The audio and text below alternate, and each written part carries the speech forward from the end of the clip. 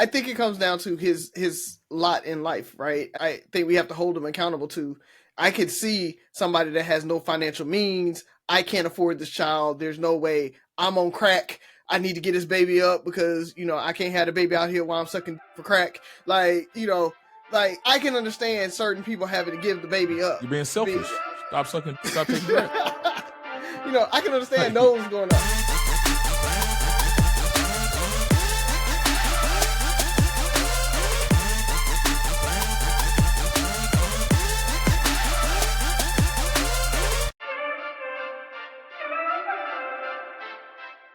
What up? It's your boy Ferg from Three Brothers No Sense. Join my co-host Buff and Rozzy. Fellas, what it do? Well, Mobile. First off, listeners, you're going to deal with a little bit of an echo. I'm in my basement recording this time. Mobile. The three of us just got back from there as we record. Great time. We was down there for Mardi Gras. We went to the sneaker ball. I think I saw you guys, every day we were down there? Mm-hmm. Yes. Sneaker ball, we all winded up at Winsel's some type of way without even really talking about it. And of course the float ride, and then Monday night with Havana Rays and David Buster's, man. I told you guys in person, I don't know if I told every single person that we hung out with, but it was just great seeing y'all, man. It really was. It always hits me when I see y'all how much I've missed y'all, man. So just wanted to reiterate what a great time I had down there with everybody. And for those that I didn't get to see, as always, every year when I come back from Mobile, I'll try to do better next year. But other than that, I told Razio this. I am a Sterling K. Brown fan now. And I've always appreciated the work he's done. I always thought he was a good actor. But once I become a fan of an actor, like I'm a fan of Denzel Washington, then I will go see something without seeing a trailer as long as you're in it. And that's what it's becoming for me with Sterling K. Brown. His new show on Hulu, Paradise. I didn't even I saw a trailer. I saw it and I was like, I may or may not get around to watching it. Saw some of the feedback on social media and I was like, man, I'm going to go ahead and give it a chance. So I watched the first episode, really, really dug it. Towards the end, when it kind of reveals to you somewhat what's going on, Okay. I was like, kind of, I don't know. Is that kind of silly? But I was like, I'm going to keep watching because I was enjoying his performance so much in the show that I just decided to stick with it. And I'm happy I stuck with it because it gets better and better. It reveals, the pacing of the show is so great. It just reveals more and more information every episode as it goes along. And as I'm caught up, the pieces of the puzzle are all coming together, man. So Sterling K. Brown, great job, man. So I'm officially a fan and I can't wait to see how this show concludes. That's all I got, though. Have you seen the video of his wife watching episode 7? And she was like, why would you tell her not to go to Atlanta? So, I mean, Razzy. That's not a spoiler, is it? That's not a spoiler. Either way. It's just best not to give specific details. I haven't seen the show at all. So I don't know. It was just okay. I'm a fan of how his wife is a fan of his, if that makes sense. Yeah, she was just calling him out, talking like we would about the character, but she's literally talking to him, as she looks at the screen. So it was just dope. But yeah, that's why I put welcome to the fandom. I've always loved, his shows. You talked about him taking over if Jonathan Majors of Disney does some craziness there. But he was in Marvel already, right? He was in Black Panther. Or Black Panther 2. Yeah, that was like a damn near cameo. But you're right. Yeah. You're right. So hopefully, they won't care and they'll still cast him in something else. Because I really would like to see him in a more serious role or a more blown up role or fleshed out role in the MCU. So there's plenty that he could do. Because they did something similar. At the time, Deadpool wasn't officially a part of MCU, but Josh Brolin as Cable and also Josh Brolin as Thanos, and that's both Marvel. So I mean, Kind of could do it. And what is yeah. it, Johnny Storm and Captain America? So there's that too. Yeah, So yeah, all of that. Speaking of Fantastic Four, Johnny Storm, I'm excited for this new Fantastic Four movie, man. It's gonna be really, really good. It's set in like a futuristic retro 60s vibe to it, so it's just a really, really cool take on it. So I'm liking how they're just going off a tangent, and then this will lead to Secret Wars that'll bring the MCU back together. So MCU is doing their thing, man, with what they got on the slate right now. So I'm excited for all of it. I will start with y'all president, and let's see, he's trying to hawk citizenship. What is he, $5 million gold cards instead of green cards? So just anybody with some money can come be a citizen whenever they want to. That, I don't see anything that's gonna, cause issue out of that, right? It can't be too bad of an idea. That's like satire, or that's not real. Anyway, yeah, that's gonna go all bad. Yeah, of course it will. It's can't keep up. No, but we would try. Let's see. Donald Trump got into a shouting match with the president of Ukraine, President Zelensky, and the U.S. has officially pulled all support and funding from Ukraine. So Europe is trying to scramble and kind of shore up that support and everything like that. But my biggest takeaway from that was that there was a Russian media person that snuck into the White House in the briefing or in the meeting, and was able to report back out on that. How do you get to sneak into the White House, right? Like, there's so many levels of security there. And on top of that, you're a Russian asset, and they're in the White House reporting as Donald Trump sides with Russia over Ukraine. So much bad in that. I just want to make sure that people understand how much bad is in that. Had that been an actual spy or an assassin or something like that, never know what could have happened, right? So, like, that's not a good look for Secret Service, for anybody who was supposed to be over security. On top of, there's a Russian media person reporting inside the White House as Donald Trump sides with Donald Putin over our allies. So you act like you truly believe that he snuck in. I don't, but that was what was officially reported. So the only reason I say that is because I don't want to down the Secret Service. I don't want to blame anybody for, we don't have the facts. And so I'm not going to say shame on you, Secret Service, shame on you, when this person might have had the red carpet rolled out to him. Right. Especially when Donald Trump has taken away the choice of the press corps from it. It used to be like an independent body that selected the press corps that reported on the White House. And so that body has gone away, and the press corps is being selected by the White House now.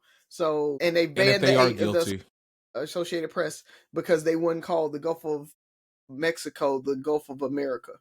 So they can't go. So what are you calling it, Razi? I'm calling it the Gulf of Mexico because Mama called him or named him Gulf of Mexico. I'm gonna call him Gulf of Mexico. All right, so don't get banned. Yeah, we're not getting invited to the White House. We're a little too black. So in case the Secret Service or people, the powers that be, did make a mistake and let this Russian media person in their defense, they were too busy watching Zelensky because he did not have a suit on. So you got to keep your eye on the prize, people. Don't get distracted. The real issue here is wartime President Zelensky did not have a suit on. And that should be the story. I don't know what we're talking about. That should be the story in itself. That was the fact that came up. Yeah. Was really. Let's see, what else is going on? Donald Trump has put the trade war is in place. So we have tariffs now on Mexico and Canada and a lot of other countries. And all those countries have come back and retaliated or said they were going to retaliate. Mexico, I think, said they're going to retaliate this weekend. I guess they were busy taking a nap or something. Either way, siesta. So no, he's delayed them for a month, hasn't he? Did he say he was going to give them a month? He did. He already delayed them for a month, and they went into effect this past Tuesday. Okay, and I know he also said he's going to give car makers some extra time too. But they're still they're super excited about the tariffs, right? Isn't that what he said? The market was not, because the market has They didn't lost say that, all by the way, gains Roger. since November. The stock market is like shit. It did rally a little bit today, so it came back. We got a little bit more, but it went pretty badly for the stock market. So any gains since November? So you got we talked about that little bit of bump that the stock market did when Trump got elected. All that's gone, and as this heats up, I think we're going to see even worse, right? We may end up in a recession just based off of this. I already kind of think we're going to go into a recession within the next 4 years anyway. I think it's just accelerating based off of what's happening with everything. So it's all kind of craziness going on right now, man. That's what Republican presidents usually do. That is true. That is true. Believe a recession. That is true.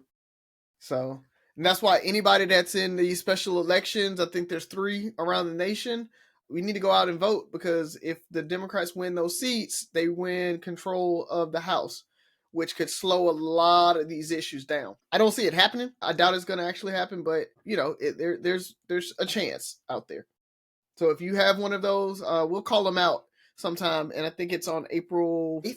So we'll make sure we post if you're in those areas. Make sure you go vote. Ferg, was that your congressman that just passed away? That failed? Yeah, I was going to. Yeah, so that is Senator Congressman Sylvester Turner, former mayor of Houston. He actually replaced Sheila Jackson Lee, who passed away last year, replaced her seat. And so I've met Mayor Turner when he was a mayor and interacted with him a couple of times. So it came as a shock to a lot of Houstonians. He's going to be missed. So good, seemed like a good guy when I met him. Just family said it was health issues. He died at 70. So we're back to square one. So my heart goes out to the Turner family, and death is never easy. So I was going to mention that, Byron. So thank you. And since you spoke, you were talking about being a fan of Sterling K. Brown. And speaking of fan, I'm going to tell you what I'm not a fan of. Boots on the ground. If I never see or yet hear another fan again in my life, I almost don't want to sleep with the ceiling fan on. Man, that song was played every 7 minutes in Mobile. Every time I turned around. And it was like magic. Like, I don't know where the fans came from. Like, you could be walking down the street and somebody can ride by, play it, and like 5 people will pull them out of nowhere. Like, just magic, like a magic trick, and have them. And the thing about it is, you never saw it come out. You heard it come out. You never saw it come out. And that, there's certain things that are pet peeves of mine, certain sounds or whatever. Like, Rise, you don't like the sound of crunching ice? Yeah.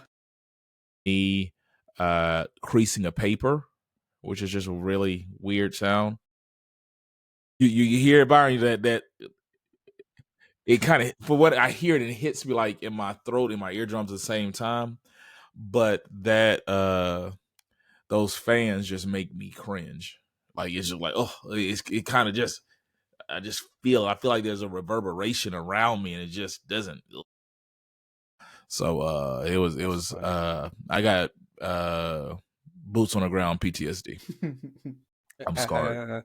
At Mobile, Alabama, you owe me nothing outside of throwing away all the fans. I thoroughly enjoyed Mardi Gras 2025. Shout out to the Inspire You crew, Hess Productions. I mean, it was T-Star Productions. It was just great. We had a good time every day. It was magical just seeing you guys again. I think one of the best parts for me was seeing the growth of us. There was a couple of times we would be hanging out a couple of days and watching our kids and things play around. Remembering that we first started hanging out for Mardi Gras when we were kids. I remember our senior year where we called ourselves being adults and getting some reduced Winn-Dixie special pricing on our ribs and hamburgers and hot dogs and all that stuff, thanks to one of our homeboys' connections, an employee discount, and call ourselves grilling all this stuff where we burnt.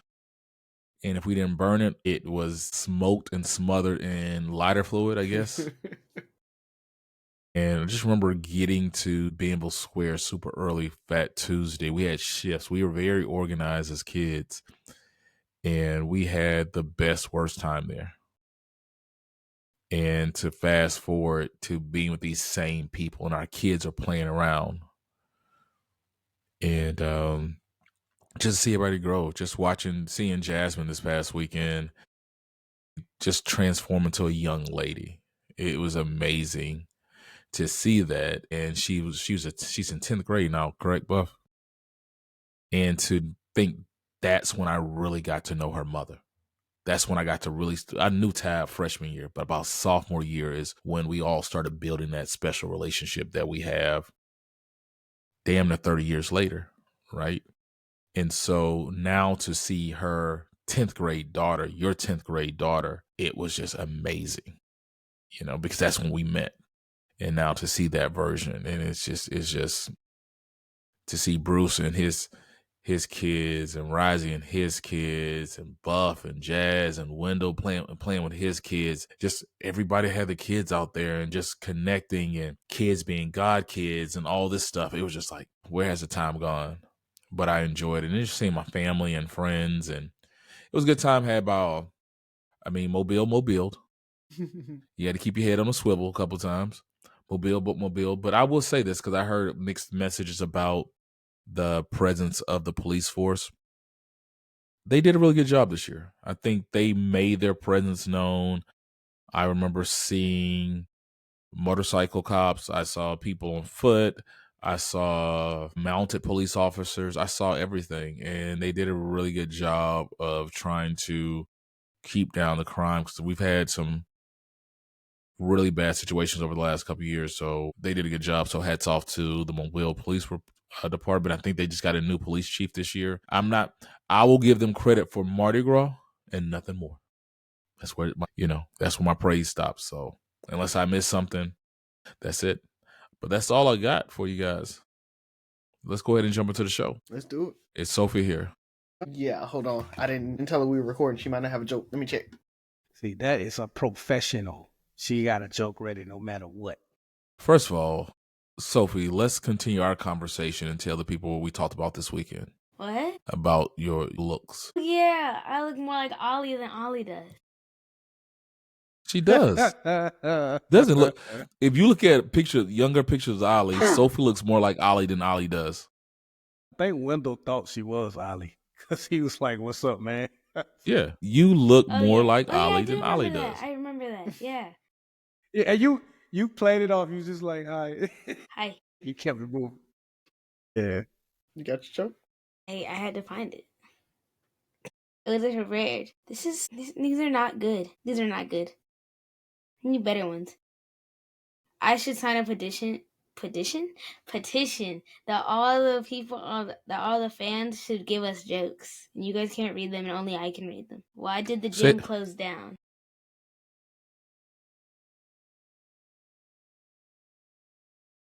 No barbells. It just didn't work out. Boom! Oh. No, that's not bad. No, that's not bad. No, that's not bad at all. Yeah, good. Surprised you didn't get that one, Buff, because he's buff. swole. Yeah, exactly.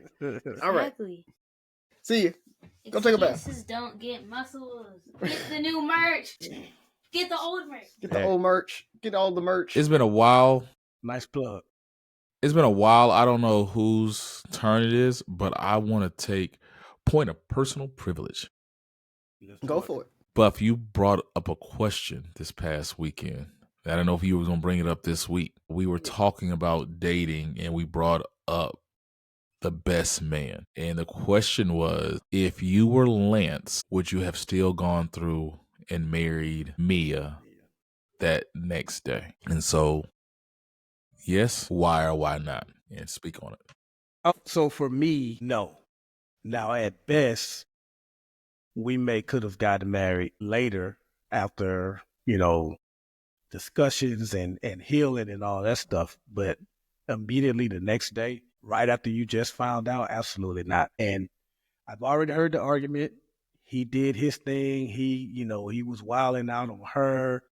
So he had to forgive her because of how much stuff he did to her. Whatever.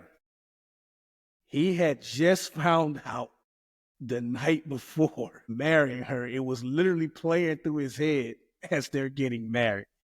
That's a no for me, dog. No. Did she know about his past? Like she knew. Yeah, because there she was knew. get back. Yeah, it was right? get There back. Get Yeah. Back. He Ooh, continued okay. on. They even broke up on and off during the college years. Okay. Did he cheat Okay. lately though? At some point, he finally, I guess once he made it to the league and really got saved, like we're plugging in information now on a movie, but I think once he like really got saved and into the league, you know, he stopped all that. Right. Or it actually may have been one of those that flashback where he had lost her and he's talking to, I can't remember Tate Dizz's character again. Harper. Harper. Yeah. When they show him talking to Harper and they pray and what he makes Harper pray with him, that I think they are implying that that was his last time messing up because he saw that he could actually lose her. And once he got her back, he stopped. But during that time, before that time, there was at some point that Mia decided to get some revenge. Yeah. Okay. So I think in that context, his infidelity does not matter, right? Like that's like having a high school, college sweetheart. Y'all cheat on each other. That happens. That's kind of a normal thing. Unfortunately, being off and on and all of that, that's part of kind of growing up in relationships a lot of times. And once you've kind of settled in on it, at that point, finding out after the fact, I think is what hurts the most. Right. And so I don't think I could have gone through with it. I've been in relation. I've been cheated on. And I'll tell you, after, for a guy, it's difficult. It's difficult. Like I couldn't bring myself to touch her. Right. Like I didn't want to have sex with her, even though, right, I did my things. We had cheated on each other in the past, yada, yada, yada. But at this point, I just couldn't go through with it anymore. I couldn't do because like you talked about that playing back in your head as we're getting married, that's what would be playing in my head. It would just, I couldn't get into it. And so I don't think I'd be able to go through it then. I would definitely need some time. Maybe I could come back around because again, it was back in college, right? It was, years past, that type of thing. It wasn't like she cheated last week or anything and I'm finding out, right? And to your point, it was a little bit of good back. She found out I had been cheating, yada, yada, yada. You got to kind of chalk that up. And so I think I probably eventually would have been able to marry her, just knowing that it was far in the past. She's a good girl, ultimately perfect for me, blah, blah, blah, blah, blah. But that next day, I don't think I could have went through with it.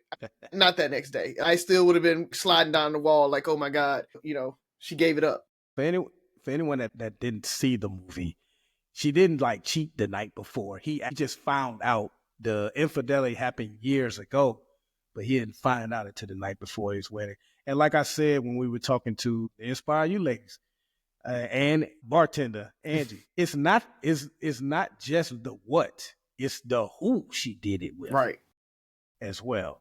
Yeah, and to the listeners that didn't see the movie, it was his best friend. So that was the best man in his wedding, and he let him be the best man, which I don't know about that one. Like, so, with a black eye, yeah. there. So, but and my thing is, I'm not mad at Harper for smashing, because I tell any of my friends, it's like if my lady will let you smash, because at that point, like, just let me know about it. Like, I need to know about it very soon after. Like, hey, bruh, she got me. I ended up smashing. She got me. So I just want you to know, I ain't go after her. She came on to me as fast as I could. She got me. She tripped me up. She got me. Accurate.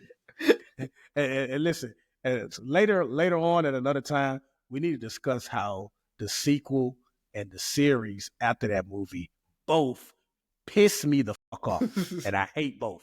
Well, we only have one question on the floor, so we might talk about that tonight. Yeah.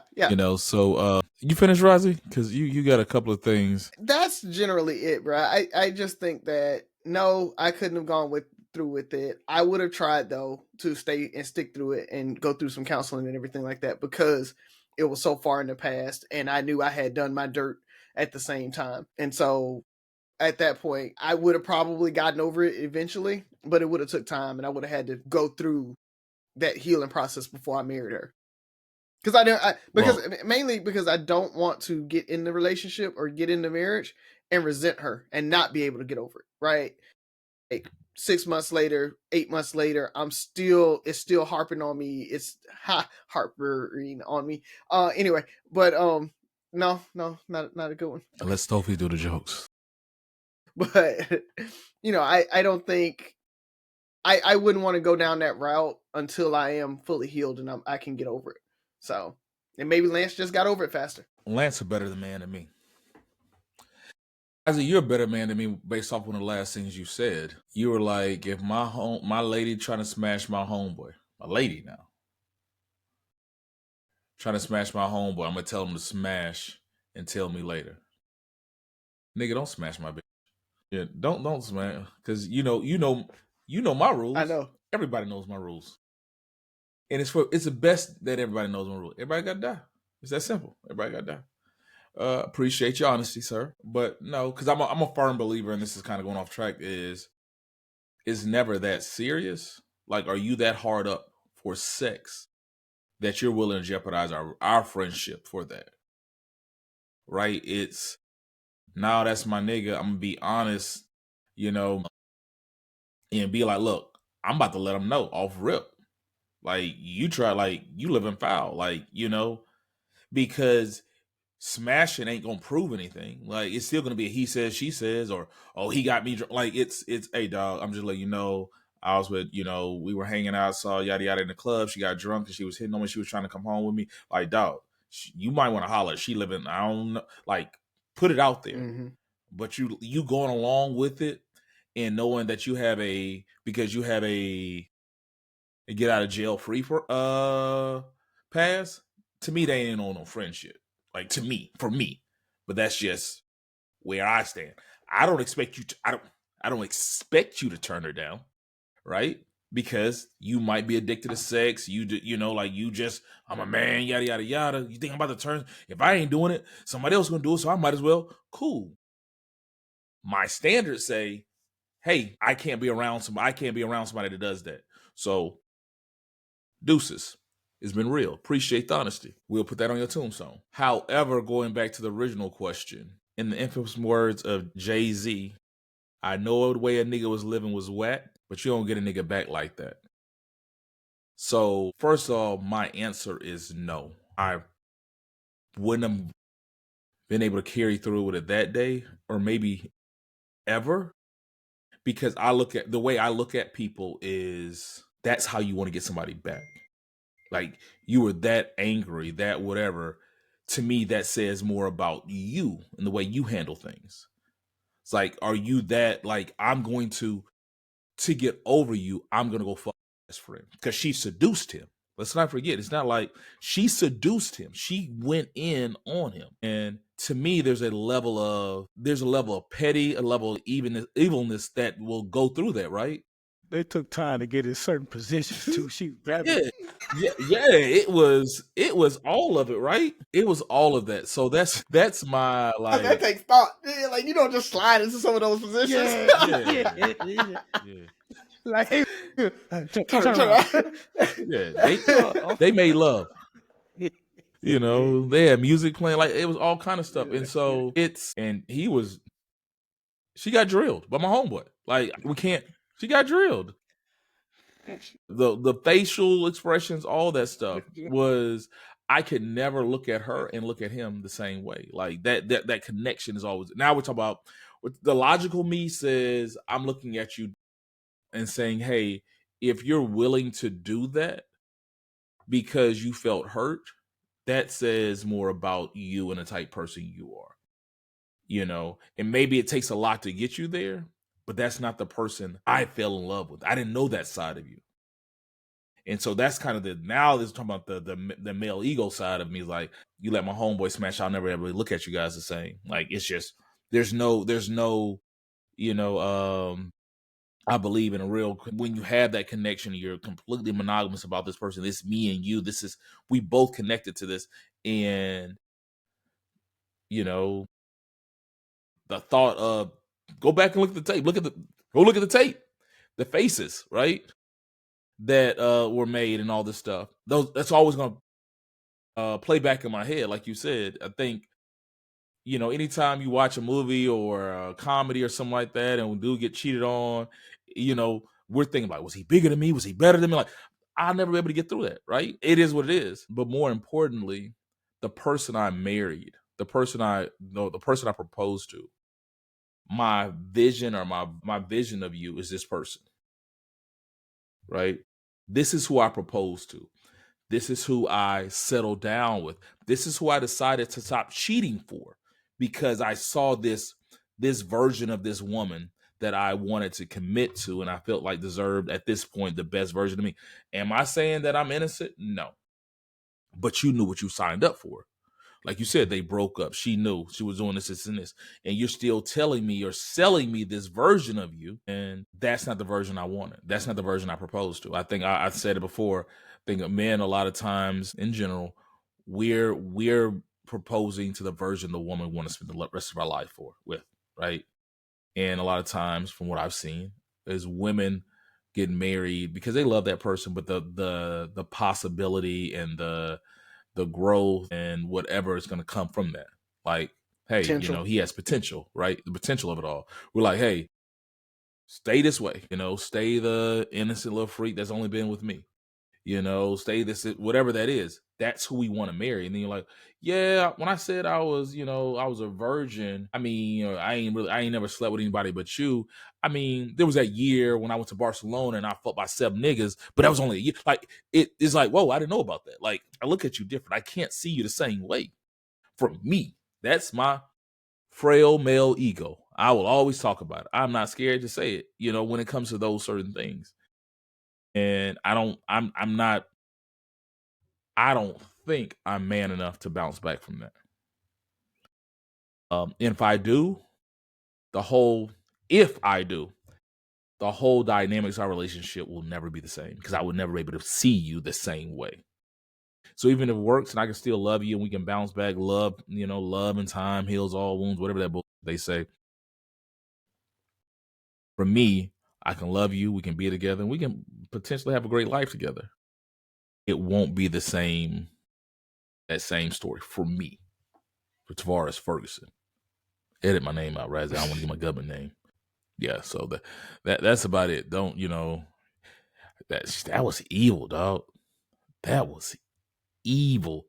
And there's a best-selling book about it. Like, you bragged on it. It had to be special enough for you to remember it. Right? Like, you wrote a book about it. Yeah. There's a whole, it wasn't a bestseller. There's a sequel. Was it? It's a book. I think it was it. It wasn't. No, it hadn't came right. out yet. Because he was trying to clear it. He wanted all of them to read it first before. And so not everybody read it. Everybody know that, rising and smashed your lady or whatever it is, right? In our circle, it ain't just random people, because everybody else might not figure it out. Yeah, you don't bounce back like that, dog. It's difficult. It's hard. Yeah. I like how women throw the fragile male ego one on that one. Most women don't even trust their best friend around their men. Mm-hmm. Ask how many women would leave the house to go pick up something from the store and leave her best friend and her man there. A lot of them wouldn't. Yeah. But we got fragile egos. Yeah. Come on, man. Yeah.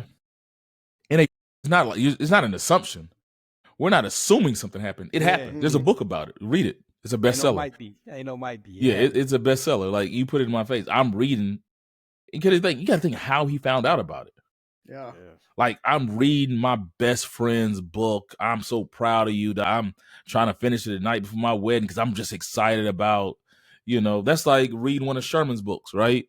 You're like, dog, my dog writing and all this thing. He's like, hold on. What character am I again? Hold on. Hey, bro, we need to talk. Like, what you mean? You and I forgot whatever her name, Tab's name was in. Like, bro, I can't. Like, hold on. hey, I know this ain't true, but you need to take this out the book. Like, I don't even if it's fake, I don't want it in the book. Right. Right? Because you make a movie out of it. I can't be like, you know, yeah, that's my character right there. And because people know my story. Yeah, no, it won't work. Nah, But again, like I said, I do think I would try to stick it out. I do. I would. But no, not the next day. We not getting married that next day. Like we ain't talking. I'm if everybody survives that square one, we'll talk about, Yeah. Buff, you want to ask your question? Yeah, it's I'm gonna talk something different. I actually need to rewatch that series. I just remember being mad at Harper's wife, or wife, a lot during that series. But it's kind of I guess you could say it's kind of a relationship thing, but it involves a baby. 23-year-old superstar, Anthony Edwards of the Minnesota Timberwolves had a baby. Well, his girlfriend had a baby last year. And he has recently, reports are saying that he has submitted to the court that he does not want to be in the child's life. He doesn't want to be a father to her. He's willing to financially take care of his responsibilities, and he will send whatever money they decide on to the girlfriend for the baby, but he doesn't want any part of it. Now, he is on his way to, it's been discussed that he may be the face of the league. As early as 21, this dude was a superstar. Last year in the playoffs, he was already being compared to Michael Jordan, just to give people who don't really follow him, just to get them an idea how great he is on the court. And a lot of the comments on the report were saying, what a piece of shit he is, this, that, and the other. I had a different take, and I'll share that with you two brothers after you guys weigh in, but I want to know your thoughts on, and it's also reported that he asked her to get an abortion. He didn't want to be a father. I don't know how true that is, but that's what's been reported. So just assuming that all that is true and you have the totality of everything.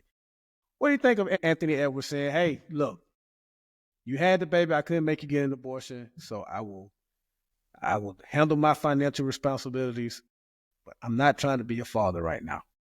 What do you guys think about that? I think we had a little bit of a conversation on this about when we were talking about choice, right? And being pro-choice and it being the women's choice. And it's the woman's choice whether she wants to bring that baby into the world or not. And the issue comes down to guys don't have any say in it. And so I am on Anthony Edwards' side when it comes to being pro-choice. Like, look, I told you, I gave you the money for the plan B. You were like, what plan B? And, then you decided not to get an abortion. So if she didn't want the baby, she could put the baby up for adoption and nobody would say anything. They'd be like, oh, it was what's best for the baby. You went ahead and had it. So it's not abortion. So the right wouldn't be all up in arms. They're like, oh, put the baby up for adoption, yada, yada, yada. Nobody says anything when a woman decides that and puts that baby up because of whatever. But now that the guy is like, I'm putting the baby up for adoption, I don't want to be involved, especially when Anthony said, look, put me on child support, I'm going to pay, I'm going to do whatever, but I'm not trying to be a father. I didn't want to be I don't want to deal with you on a daily basis. I don't want to be calling you saying, hey, can I speak to my daughter? I don't want to have to coordinate times to come pick her up from you and in my weekend, your weekend and all of that. I didn't want all that. So whatever you want to equate it to, I put that baby up for adoption. That's what I feel like he did. He said, nope, I'm putting the baby up for adoption. You can adopt them. You can keep her. I don't want to be a part of it. And I think that is something that people just guys don't get that choice. And I don't think that's fair. Now, that's me being from the outside looking in, right? I don't want to say, and if that was my son, I'd knock him upside the head and be like, you're going to take care of that baby. So, personally, and that goes back to the whole pro-choice. Personally, I feel like Anthony should be in that child's life, right? You laid down with that woman, you made that baby, you should be in that child's life because we don't want anybody to not have a father figure. And so I feel like he really should be in the child's life. If Ollie did that, Ollie, you're gonna take care of that child because that's what you did. You decided to have unprotected sex with this person, and you got stuck. It is what it is. But no, I'm 100% on his side. I feel like fathers should be able to give up their rights and their responsibility, especially if they're going to continue to pay financially, as long as it was discussed from the front end. And it was like, hey, I'm giving you the opportunity to make a choice from the start. Now it's the ball's in your court, whatever it is. You can't trap me into continuing with this child. Can't hear you first. Razi, you have made me look at this at a whole new level that I've never considered before. That is one step away from giving a child up for adoption with an asterisk. Because if a mother or a family decides to give their child up for adoption, if I'm correct, there's no financial or anything burden. They break all parental rights, all parental ties. Yeah. Right? Yeah. And so if a woman or a family, just not a man, wants to give their child up for adoption, they can walk away scot-free. They had a child for the same reason, to take two to tango, right? Tango. And so unprotected sex, or they thought they wanted to be with this person, it didn't work out, whatever the reasons are, they had it. Even if it's just like, hey, I don't believe in abortion, and I'm gonna see the child through the pregnancy through, and let somebody else give it for a better life, whatever. The choice is hers to make that, to have that. And from my understanding, walk away scot-free. Mm-hmm. Same applies, but he has a financial obligation for a minimum of 18 years. Yep. 19 in the state of Alabama. Right. I was sad that extra year. And then, and if they go to college, there's all these other extra parameters, right? So I agree with you in the fact that, put it this way, I'm not a fan of it, right? I think men should choose, or not even men, people should choose to be responsible for their actions. Now, there's no one size fits all. It could be, we had a good night, man, made a mistake, and we made a bad decision that night, or we were in a space and we made some bad decisions. And I told you I wasn't trying to have a kid or whatever, or the relationship didn't work out and we decided not to do this. I'm not excusing his decision making, but I also say there's character flaws, there's red flags. Like, hey, if this dude told you and chose or showed that he's not going to be a father, a lot of times the writing's on the wall. He might have more kids. I don't know if Anthony Edwards has more kids or whatever, and then in this specific situation, I'm going to go out on a limb and assume she wanted to get pregnant anyway. When we look at and maybe it's the narrative that the media portrays or whatever, but there's a lot of women out there that want to get pregnant just for the paycheck. Mm-hmm. Right? Why would she get an abortion when she's pregnant with Anthony Edwards, the face of the NBA's child? Girl, there's people that will call her a fool. Because worst case scenario, you're going to get a paycheck, right? And so he's like, okay, I'm giving you what you want. This is what you were in it for. This is what you get. And to assume that we're going to, ride off into the sunset, nothing about me, don't know Ant-Man, I don't know his personality, I don't follow him like that. I'm not saying he's a bad person, but, what about him says, hey, I'm going to be this guy that's about to settle down and make you an honest woman out of you and put a ring on your finger. We're going to raise his kids and have, I don't assume that with any young athlete, star, anybody, right? Like, you just assume that they going to ride the wave for a while. So I don't want it. I'm like you, Riley, pro-choice. I would encourage my son to always be in that kid's life as much as possible. But at the same time, if somebody decides that they don't want to be in it and there's going to be they're willing to be financially responsible, I don't know what else. To me, that's the bare minimum. Like, it's not the perfect situation, but it's the bare minimum. Considering you took the right for him not to be a father away, well, I'll be a financial father.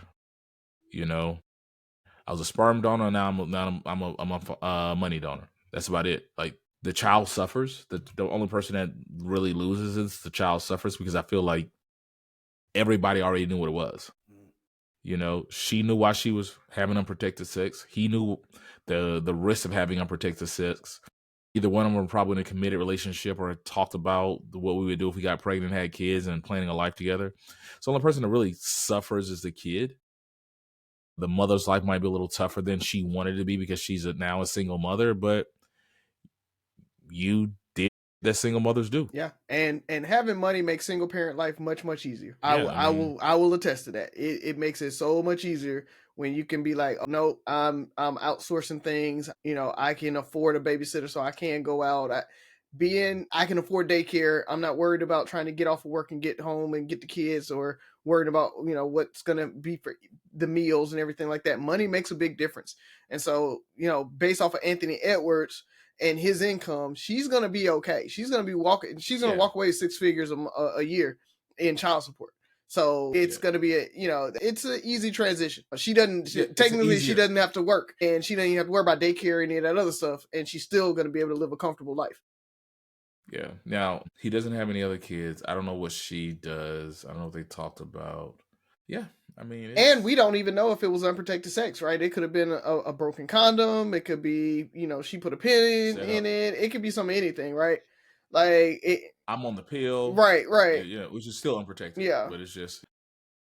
So Rozzy mentioned we talked about this before, as far as, you know, men having to say so on this. And what's crazy is, like, Anthony is actually, you know, taking a step up compared to the conversation we had, because we were saying that men shouldn't be responsible for child support. You know, if he's telling the woman, I don't want to be a father, she has the baby anyway. That was kind of the discussion. He's saying, okay, I didn't want to be a father. You had the baby. I'll take care of her financially. I just don't want to, I ain't trying to change diapers. I'm not trying to be a father right now.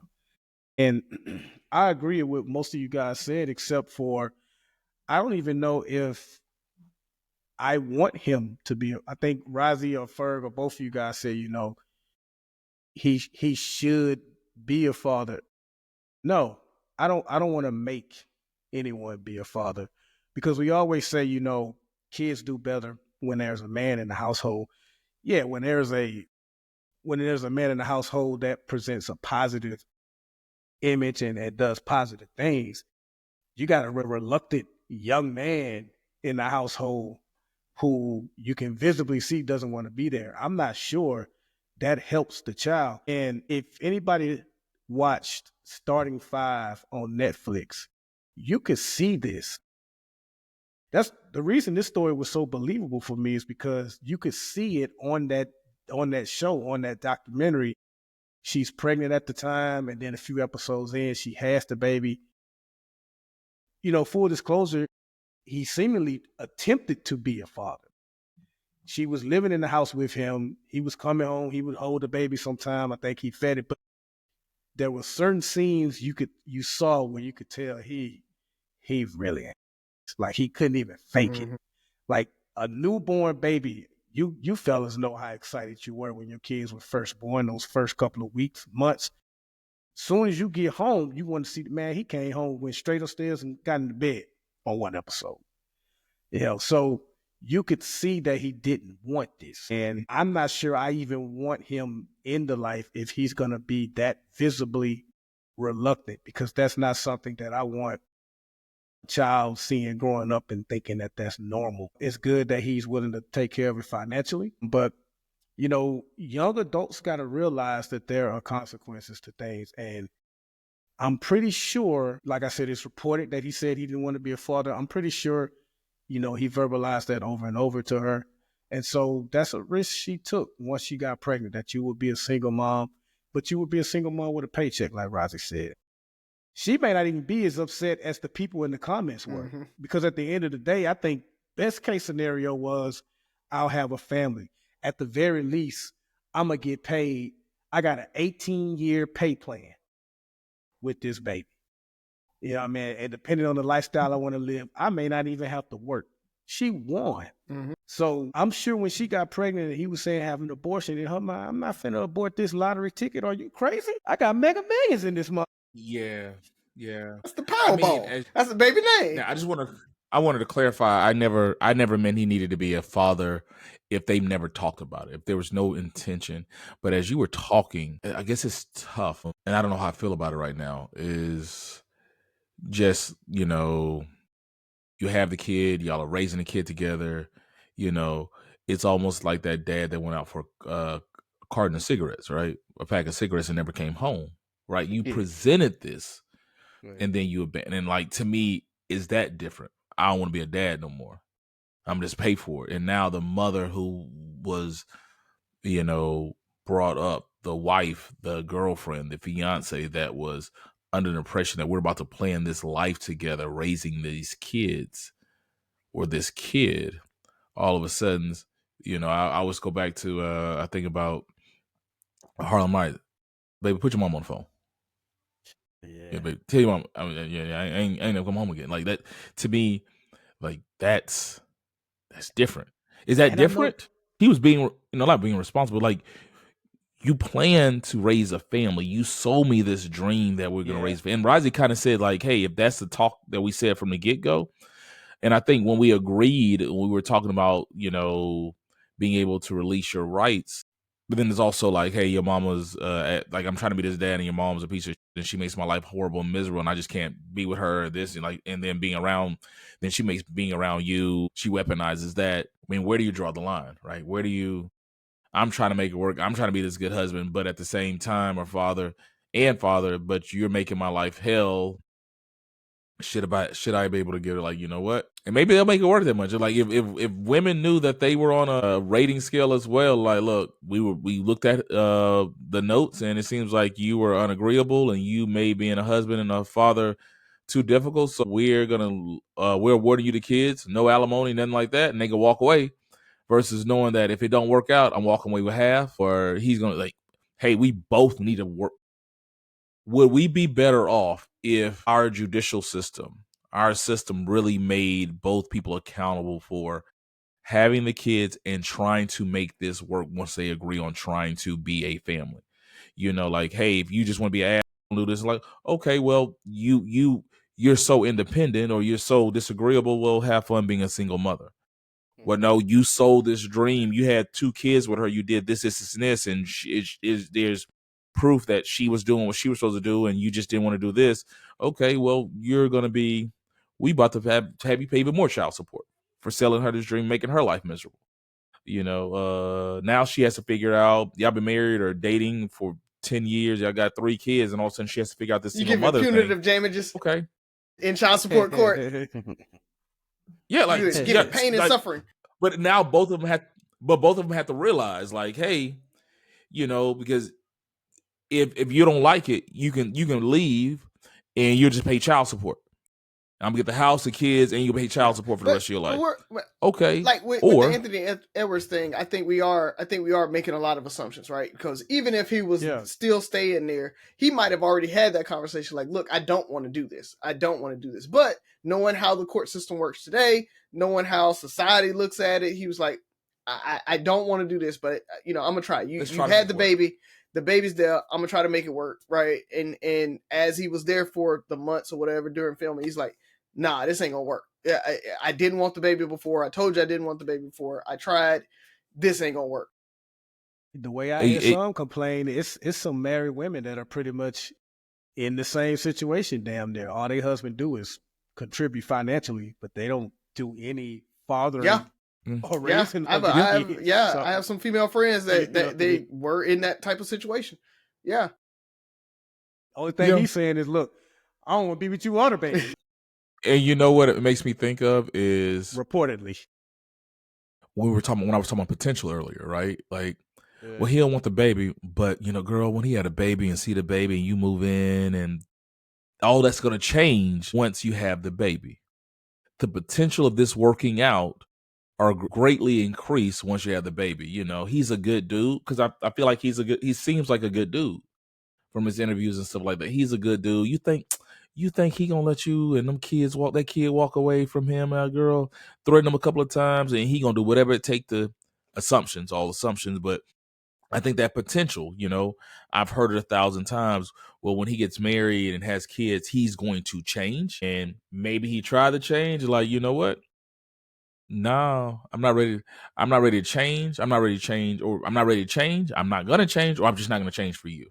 It could be a combination of any of those. And I guess it should not matter, but I started off with his age because I mean he's incredibly young, and like we're three mid-40s guys who actually wanted our kids, and so we definitely speak from a level of it's probably hard. It's hard for either of us to understand that, to not want to be in your kid's life. Like, bro, I told somebody I couldn't imagine. Like, I would have been sad if Tabitha and I got a divorce because I like being with her. I love being with her. We've been together forever. But it also would have been an extra knife in the heart to not see my daughter every day. And it's, yeah, you're right. And this Right. is a whole nother conversation. Z and I talked about that. I say I feel like, when we talk about cheating and all this stuff, and like, why didn't he just leave? Because I'm like, I think a lot of men are like, I'm cool, even though I'm miserable, or the sex is gone, like whatever his gripe is. To me, I feel like it's the 80-20 rule. That 80%, I'm with 80%. I love waking up to my wife and kids in the same house, and this and this, and being able to take my daughter to school, and like all those things. So I'm willing to pull up with this other 20% that makes my life miserable, because the 80% is what makes my life great. And I'm not going to leave because, of this 20%.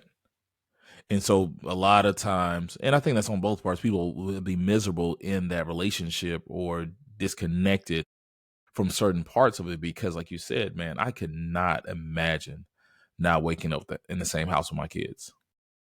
Period. As much as I love my wife, and I'm like, we've had this, my wife before my kids, whatever. But at the end of the day, that's part of it, right? It not being able to be with them, to another man getting them ready for school or what. Like, no, dog, that's no. Yeah. No, we can't do that, right?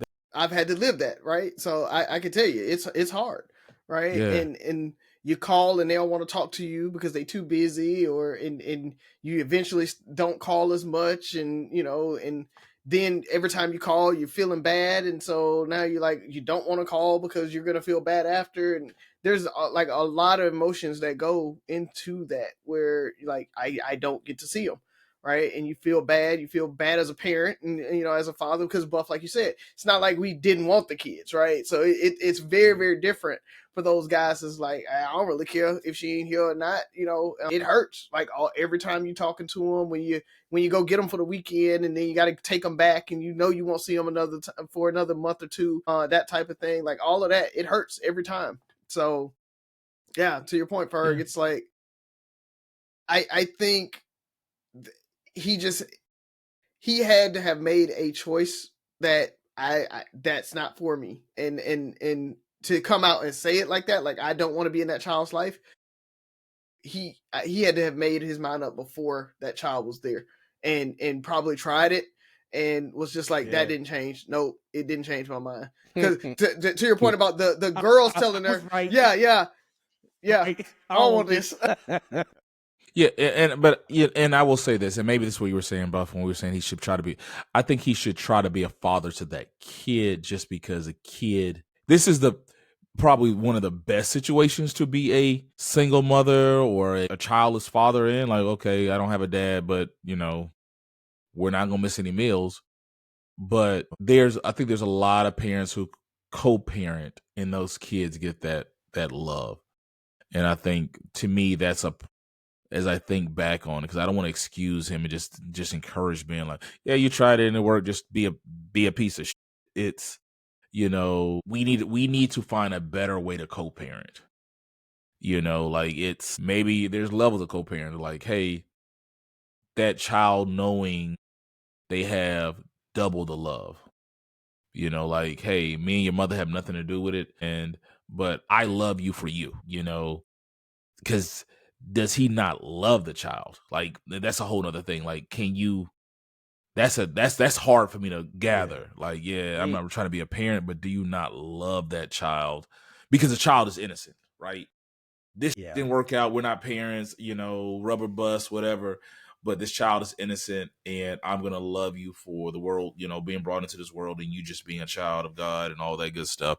But I just, me and your mama I ain't gonna be there. Words of encouragement, I don't know. And like Roger said, we're doing a lot of guessing. It could be something as immature as he's so about ball right now. Like all he cares about is basketball. Having a child just may seem like an inconvenience to him. I'm just, But it is. I'm just speculating. I mean, freaking newborns are inconveniences. They are. You know, sleep and all that yeah, stuff, man. You know what I mean? But the thing about what it, what I would tell him though, that's your decision. That's your decision. Just know when she grows up and you try to come around, if you change your mind 10 years later, 12, whatever, be prepared for the resentment. Be prepared to not be forgiven. You know what I mean? So, like I talked about consequence, you just got to accept that. Like I'm saying, hey, that's your decision. Great, you're going to pay financially, but you don't want to be a father. That's unfortunate, but that's your decision. Don't be surprised at the resentment, though, if you change your mind later. leave it at this. I agree with you 100%, but I also think it damages the girl, though, man, because being a child, your father literally didn't want you. Yeah.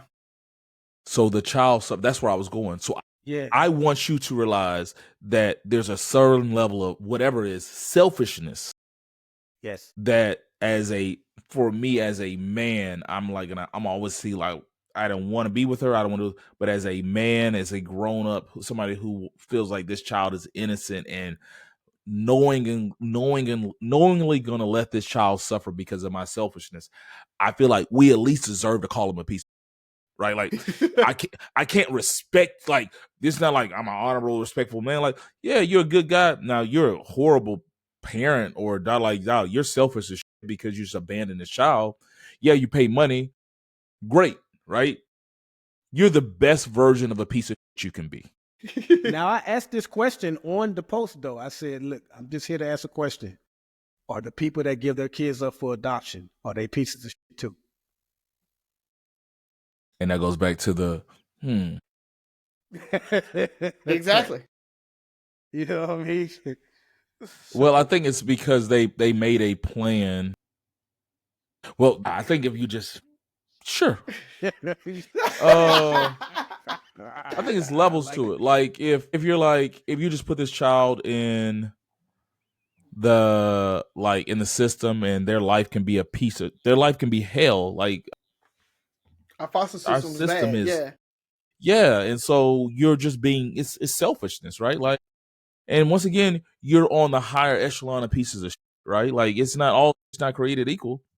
But I don't want you walking around like you're this great person. Like you did some selfish shit in your past, and you should pay for it. Like every once in a while, you should be reminded. Oh yeah, by the way, but I got to tell you, you piece of shit. However, like you got to keep the party going. Like you deserve to feel like every once in a while. I think it comes down to be the best decision, but you still deserve to be a piece of shit. Yeah, I think it comes down to his lot in life, right? I think we have to hold him accountable to.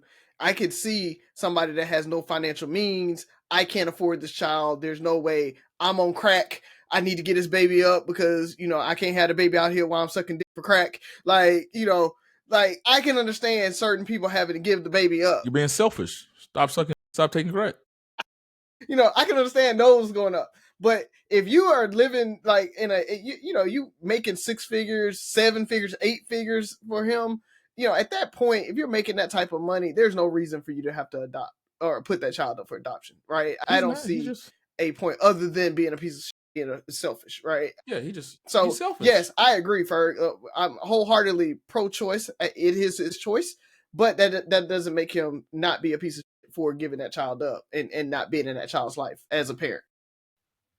You'd be like, whenever there's a level of pieces of shit, like you're one of the better pieces, right? Like shined up golden piece of shit.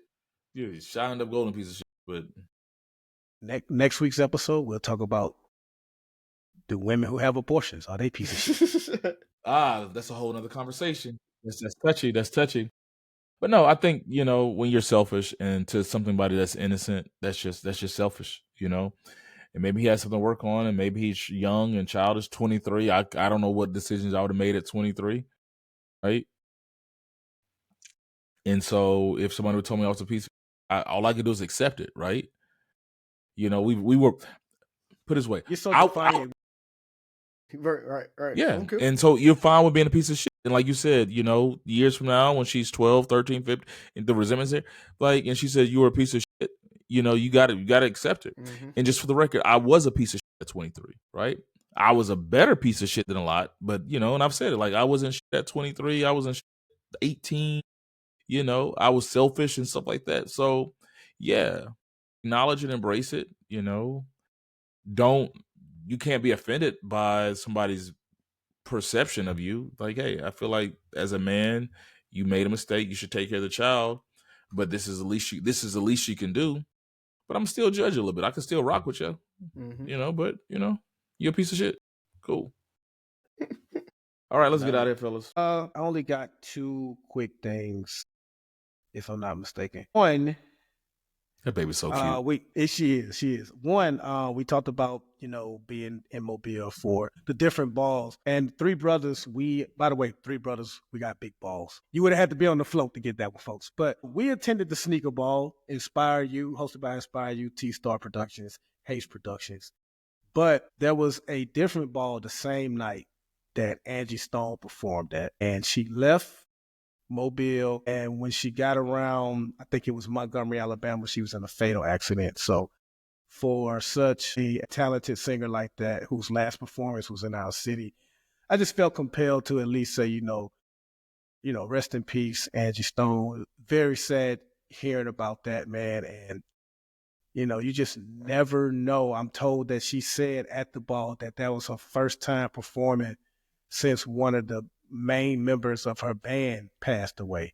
I don't know how long ago that was, but life is so damn short and fragile, man. So rest in peace to her. And to end on a brighter note, I mentioned that my daughter was vying for a special arts program at a different school. And when I tell you that interview was serious, they had those kids dressing up, going to 3 different rooms, explaining why they wanted to be in the program and bring examples of their art, different types of art, portfolio, all that stuff. I said all that to say, man, while we were at the sneaker ball on the very last day of February, because they kept pushing the damn date back. We got to let y'all know mid-February. You go to their website, it's going to be the end of February. It's going to be the last day of February. It's going to be the last day of February that evening. So we finally got the email, and my baby got accepted, man. And when I tell you, I was Tiger Woods fist pumping in that damn sneaker ball. I was happy as hell, man. It made my day. She's excited. And I even asked her, I said, hey, aren't you going to be sad leaving your friends at your current high school? She gave one of the most Jasmine version of she said, I'll stay in touch. They can follow me. So congratulations, baby. I'm so excited for you. Great job, and congratulations on making your second art show this year at your current school. That's 2 years in a row she's made that. So I'm just extremely proud of Jasmine. Good job, Jazz. That's all I got. Well, 2 things. I'll start on the high note, and that is Guitar Hero. So all the folks out there that love Guitar Hero, it's been a while since we got a new Guitar Hero video game, and the folks who made Guitar Hero, they have said that they are going to release a new Guitar Hero. Unfortunately, it's going to be on mobile, and so I don't know how that's going to be. I don't know how you play Guitar Hero on the mobile without the guitar. It really doesn't matter anymore. But maybe, they'll let the peripherals go and you can buy them and have it on your phone. I don't know. But either way, it's a step in the right direction. Hopefully we can come back and actually have a real Guitar Hero, because it was one of my favorite games growing up. It was just dope. And then on the downside of it, for Buff, you talked about life being fragile and everything like that. I just want to thank everybody who reached out to me over the last few days. For our listeners out there, you guys, most of you probably know, Tuesday marked 5 years for the passing of my wife. Jen has been gone for 5 years now, and so thank you, brothers, for helping me through this, getting me through it every day. It's a struggle. I talk about it all the time. You miss her every day. It's and so having to deal with that. did with the kids and getting them through and everything. And so I had a lot of outpouring of folks just kind of checking on me and everything over the last few days. So I want to say appreciate that. Appreciate all the listeners out there. I had a couple people just DM me. There was, just from the show and they really didn't know me much. So I just appreciate all the outpouring of love. And so anybody who has ever gone through it and had a loss like that, know what I'm talking about with. And I talk about a lot of times that I didn't know how big of a deal just a simple text or whatever does, because I just never dealt with that kind of loss. And so now I'm more apt to send those text messages, remember those dates, and say and check on people based on that. And so just keep doing that, folks. Do that for your friends, do that for the folks, because even if they're not thinking about it, even if they try to kind of, do things outside of that to try to distract themselves, it still helps when people kind of talk about it. We were at the cigar bar and I brought it up to you guys, because it was actually on the date and everything. And so I had gone through the whole day. We had rode the float, all of that, and it was just distractions. And so I didn't really have to think about it much. But getting through it, being able to talk to y'all, getting through all those text messages and everything, I just appreciate it, man. So that's all I got. That was one of my favorite parts of Mobile, man, being at Havana Ray's and, getting choked up over Wendell and hearing his story, choked up some more, and then realizing it's been already 5 years for Jen, man. Yeah. It's definitely something we'll never ever forget. Yeah, I'm scared of Oliver's birthday is coming up, and he is actually really worried because that will mark. He said, "I will be alive longer without my mom than with my mom at that point."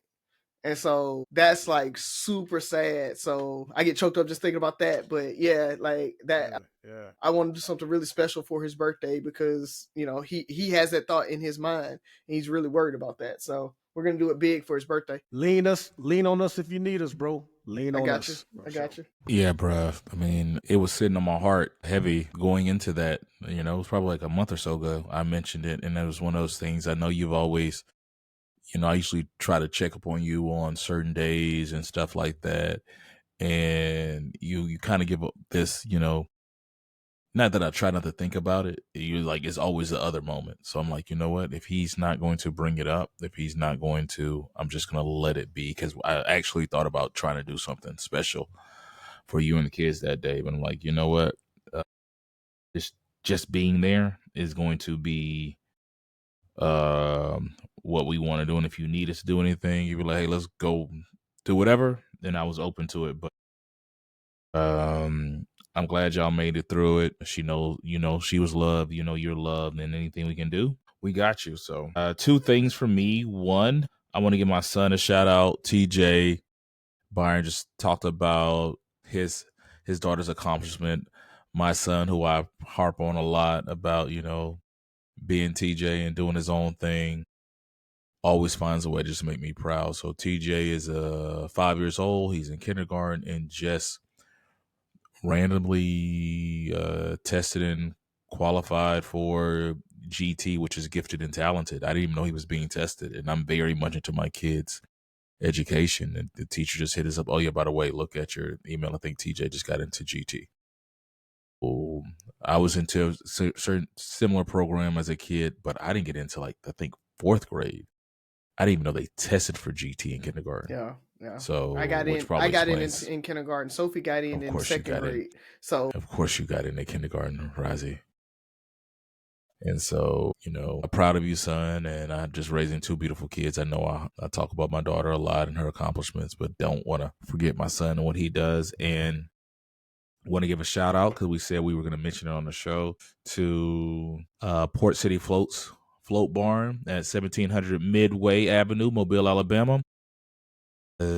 If you are looking to get your Mardi Gras floats, go check them out. They had some great floats. I was so impressed by the float we were on. It was beautifully crafted. The service was great. It was just everything. The way they handled everything was just so welcoming. It was an honor to be a part of that. So, Razi, make sure you tag them on our post. And with that being said, 3 Brothers No Sense finishing off this Mardi Gras season. It is officially lit. So everybody be on your best behavior. Six Rules of Podcast. Listen, like, share, subscribe, comment, and most importantly, listen again. Talk to you next week.